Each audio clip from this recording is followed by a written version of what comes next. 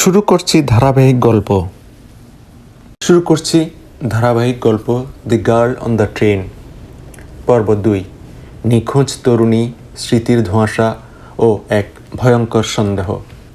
গত পর্বে আমরা দেখেছিলাম প্রতিদিনের চেনা ট্রেনের জানালা দিয়ে এক নারী এমন এক দৃশ্য দেখে ফেলে যা তার কল্পনার নিখুঁত পৃথিবীকে এক নিমেষে চূর্ণ বিচূর্ণ করে দেয়। ব্যালকনিতে দাঁড়িয়ে থাকা সে অচেনা জ্যাজ অন্য এক পুরুষের সাথে জড়িয়ে ধরে চুমু খাচ্ছে।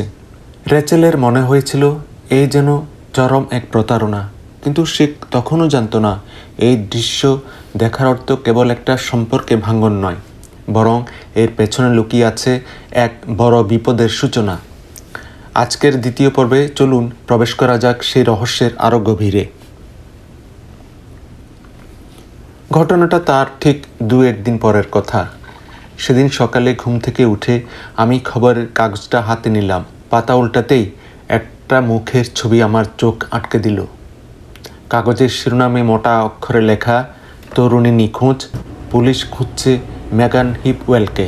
ছবিটা দেখা মাত্রই আমার হাত থেকে খবরের কাগজটা খসে পড়ার উপক্রম হলো। আমার শরীর দিয়ে একটা ঠান্ডা স্রোত বয়ে গেল। এই সে মেয়ে যাকে আমি প্রতিদিন সকালের ট্রেনে জেস বলে ডেকেছি, যার জীবনকে আমি আমার নিজের কল্পনায় নিখুঁত বলে ভেবে নিয়েছি, সে আজ নিখোঁজ।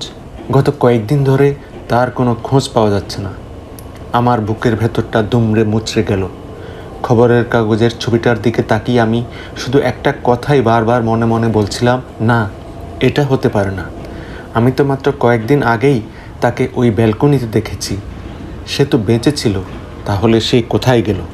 আর ঠিক সেই মুহূর্তে আমার মনে এক ভয়ঙ্কর আতঙ্ক চেপে বসল। পুলিশ তদন্ত শুরু করেছে। তারা খুঁজছে মেগানের শেষ দেখা কোথায় মিলেছিল। আর আমার নিজের অবচেতন মন আমাকে প্রশ্ন করতে শুরু করলো, আমিও তো সেই মানুষ যে মেগানকে শেষবার দেখেছে। আমি জানি সে কার সাথে ছিল, কোন পরিস্থিতিতে তাকে দেখা গেছে। আমার কি পুলিশের কাছে যাওয়া উচিত নয়? কিন্তু তখনই আমার পা দুটো মাটিতে গেঁথে গেল। আমি শিউরে উঠলাম, কারণ আমার নিজের স্মৃতিশক্তি নিয়ে আমার নিজেরই কোনো ভরসা নেই।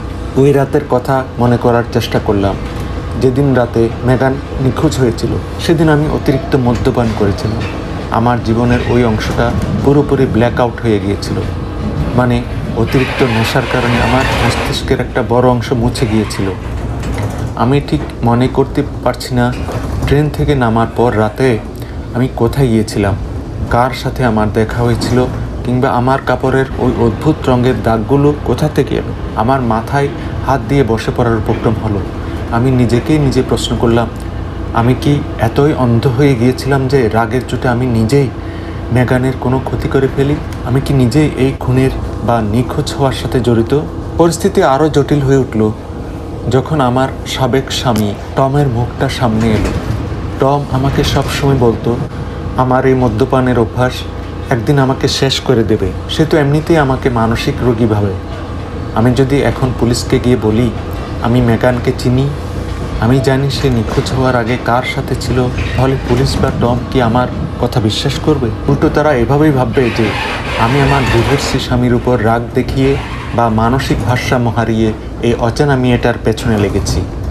টম আমাকে বারবার সতর্ক করে দিয়েছিল যেন আমি তাদের আশেপাশেও না যাই, কিন্তু আমি হাত গুটিয়ে বসে থাকতে পারছিলাম না। মেগান, যাকে আমি নিজের মনের মতো করে সাজিয়েছিলাম, আজ সে বিপদে। আর তার নিখোঁজ হওয়ার রহস্যের চাবিকাঠিটা অবচেতনভাবে লুকিয়ে আছে আমারই ভাঙ্গা স্মৃতির কোনো এক অন্ধ কুঠিরে।